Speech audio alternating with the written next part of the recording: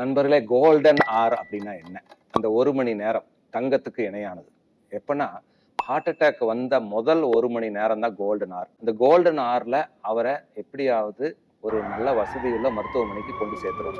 ஏன்னா அந்த முதல் 1 மணி நேரத்துல தான் அவருக்கு வைத்தியம் பண்ணா அவரோட இருதய சுவர்கள், ஹார்ட் வால்ஸ் எந்த டேமேஜும் இல்லாம திரும்பி கிடைக்கிறதுக்கான வாய்ப்பு அதிகம்.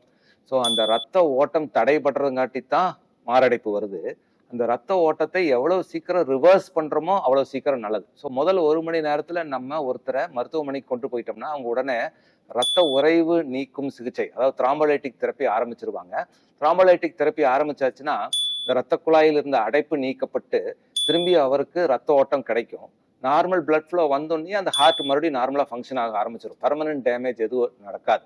இதே நம்ம கொஞ்சம் தாளம் தாழ்த்தி போனாலே அந்த கிளாட் ஆனது ரத்த ஓட்டத்தை நிரந்தரமா நிறுத்தி நிரந்தரமான ஒரு இன்ஜுரி அந்த இருதய சுவர்களுக்கு ஏற்படும் வாய்ப்பு இருக்குது. அதுக்கு பேர் தான் மயோகார்டியல் இன்ஃபாக்ஷன். ஸோ நிரந்தரமா ஒரு இன்ஜுரி வந்துருச்சுன்னா அதுல இருந்து அந்த இருதய வால் மீண்டு வர்றது ரொம்ப ரொம்ப கஷ்டம்.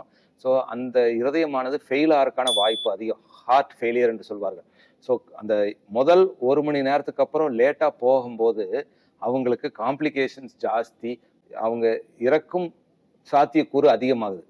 ஒழுங்கற்ற இருதய துடிப்புனாலேயோ இல்ல ஹார்ட் ஃபெயிலியர்னாலையோ, அதாவது வென்ட்ரிகுலர் ஃபிப்ரிலேஷன் அல்லது ஹார்ட் ஃபெயிலியர், இது ரெண்டும் தான் காமனான காரணங்கள்.